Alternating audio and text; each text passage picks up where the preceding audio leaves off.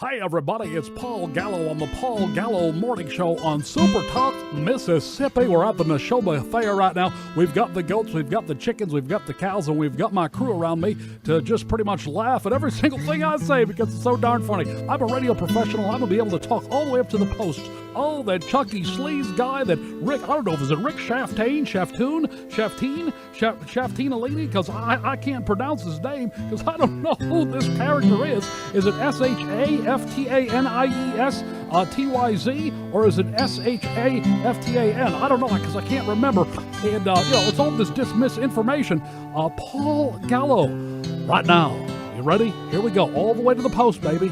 Oh, man, this is making me feel all good inside. Baby, you do too. Stairway to Heaven, Led Zeppelin on Super Talk, Mississippi. There's a lady who's sure all that glitters is gold, and she's buying the stairway. All right, there you go. Our little buddy Paul Gallo, Mr. Big Radio Guy with the puker voice. Carnival barker, and he's at a carnival right now, so sort of, I guess, the Neshoba Fair, and he decided to use primetime radio slot donated to me.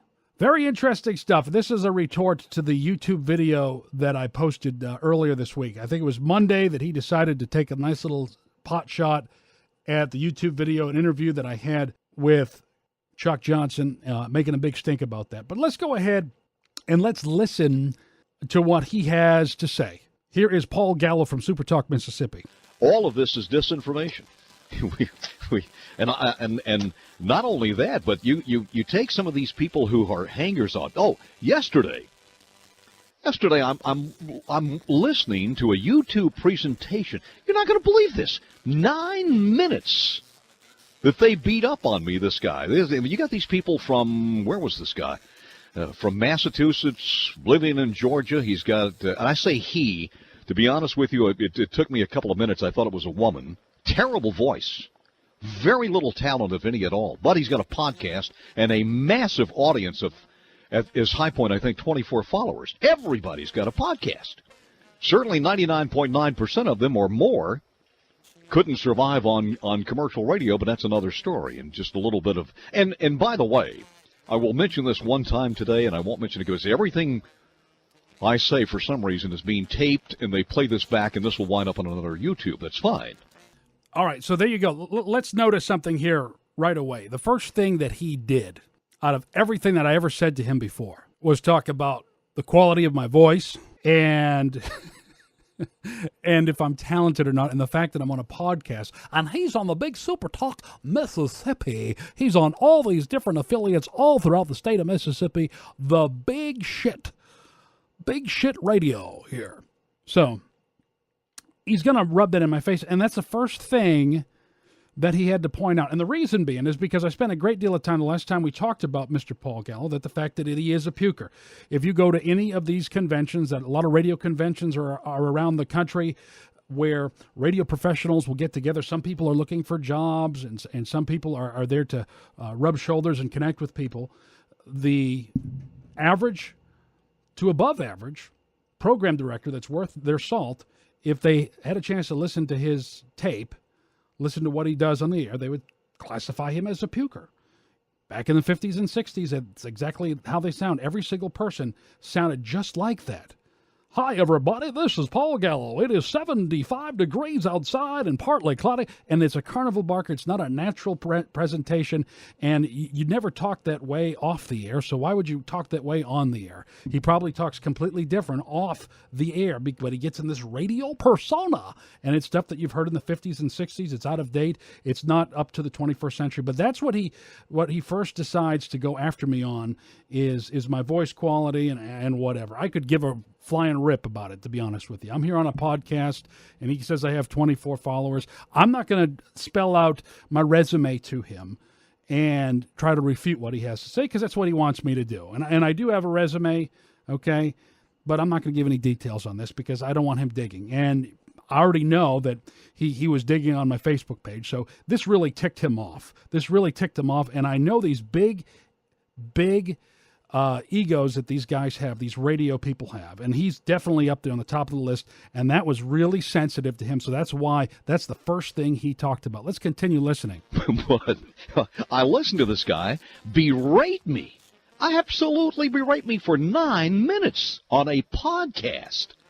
Because apparently I said something negative about one of his kissing cousins out there, this Rick Shaftanus or whatever the guy's name is, and the other guy he is the other guy that's integrated himself into Mississippi politics, which I do not understand, is a creepy guy. This Charles Johnson, who, by the way, a blogger and journalist from California, who's taken a keen interest in the GOP party primary in the U.S. Senate race here in Mississippi. This is Sam Hall.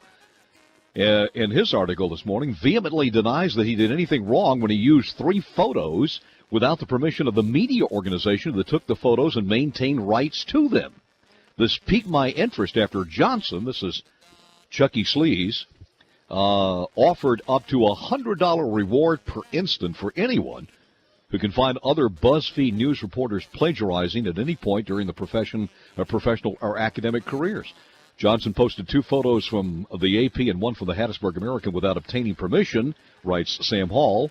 He gave no credit on the AP photos. He did give credit to the Hattiesburg American photos, but he also watermarked it with his website that I will not mention because it should be on the Onion network.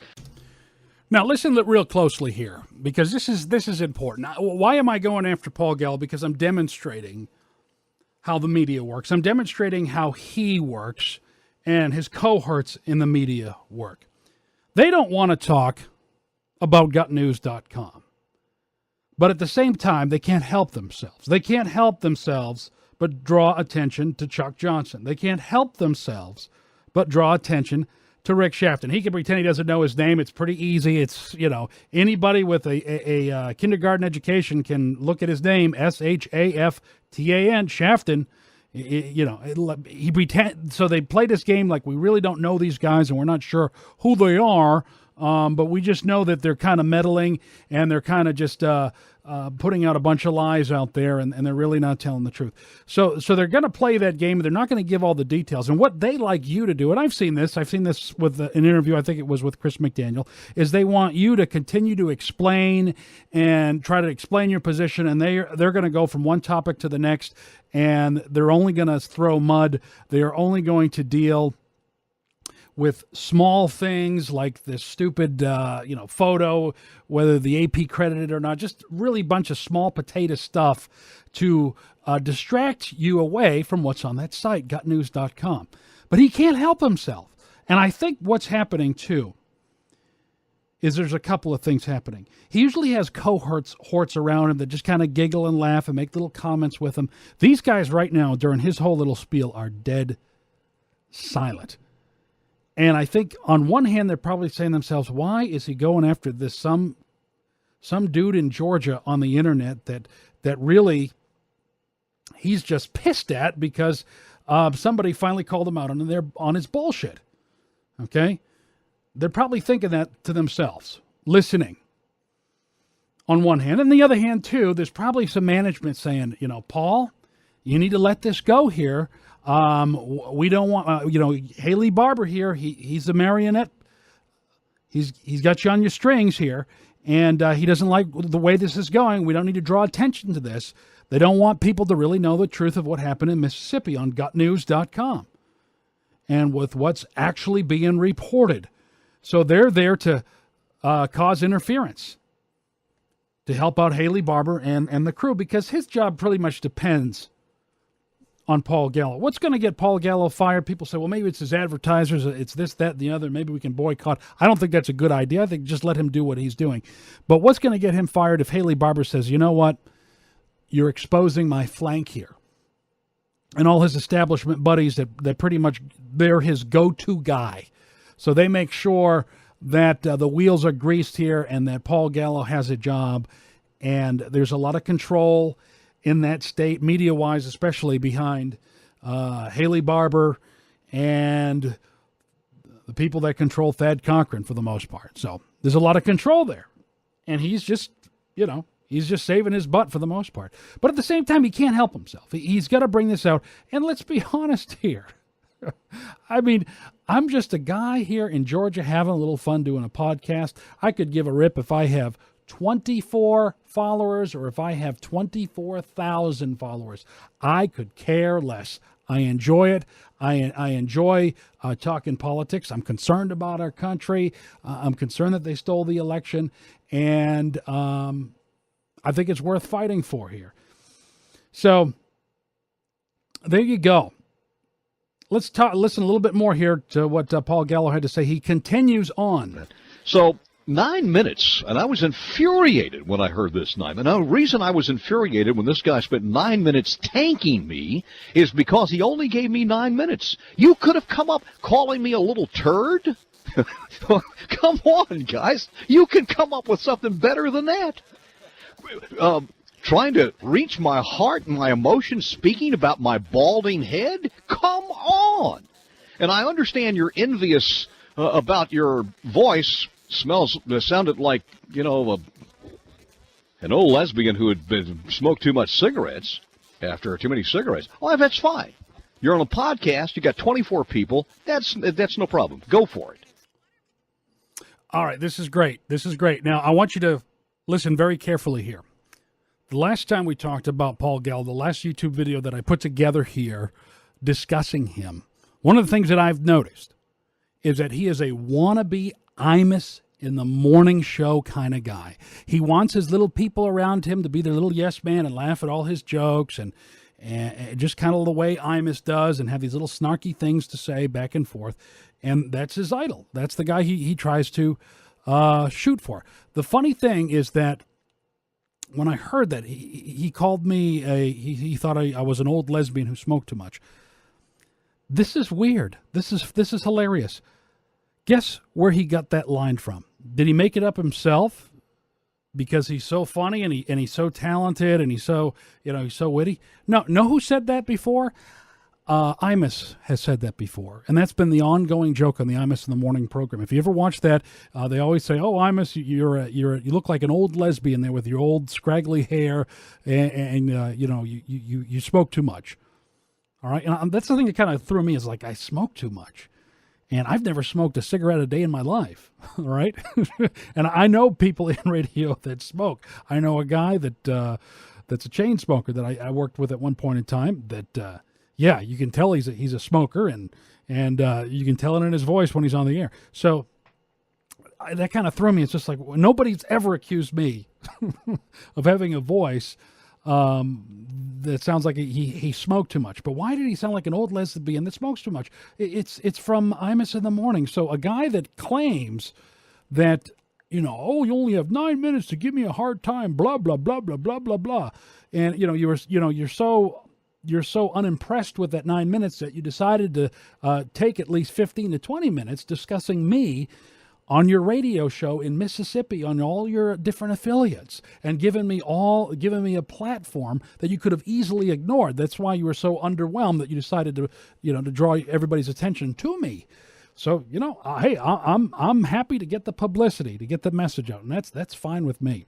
But there's another thing that I've noticed too, and I could tell this in his tone here, with how he deals with himself. You got to understand something about radio. Radio, people don't listen very long to radio. They're usually listening into their cars, especially in the morning.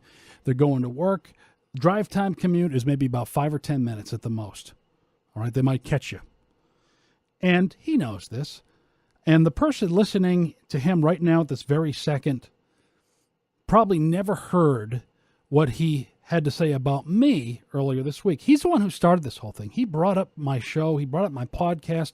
I have no desire to deal with Paul Gallo. Never did until now, until he brought up me, and I'm gonna push back.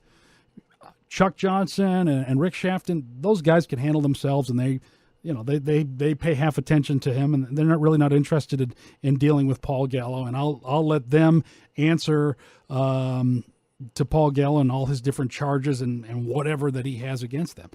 But the way radio works is people listen to maybe 5-10 minutes at a time, so they don't catch everything. And he knows that. He knows that. So he can get on there and says, oh, poor me, I'm just minding my business. And some out-of-stater, okay, and they think that's kind of like a dog whistle to all these old farts that listen to him. All right. And, this out-of-stater telling us how to do things in Mississippi. Well, I'm sorry, but Thad Cochran's vote has nothing to do with Mississippi in the U.S. Senate. Maybe it does for a couple of pork programs or whatever. But, when he's voting for amnesty, when he's voting to increase taxes, when he's voting for all these different bills, it affects everybody. It affects the entire United States. So we do have a say in this, But they like that. It's kind of like the little dog whistle. To get all these old farts upset that we have out-of-staters working behind the scenes and everything like that. But he knows people don't listen for any length of time, maybe 5 minutes in the car on the commute, and they don't know the whole context of what happened earlier this week, so he can take full advantage of that. And he will do that. And he'll play the poor little old Paul Gallo, just minding his business, doing his little radio show, and all these mean people on the internet are harming him and are just out to get poor Paul Gallo, who's just minding his business and doing nothing. This guy's an instigator, and he's crafty, and he knows exactly what he's doing. He's playing a little game. So I'm happy to play along and respond, and that's exactly what I'm doing. And I know where his pressure points are. Obviously, if I didn't, he wouldn't have responded to the YouTube video. He'd ignore it. And that's the other part of it too. The fact that he's not ignoring this and he's continually bringing it up. He's got, this is so childish. This is third grade stuff here. This is unbelievable that he would go out of his way to respond to people. They're not even mention their names actually on a show, which is kind of funny, which is all it's doing is drawing attention to Twitter. It's drawing attention to me, and it's helping.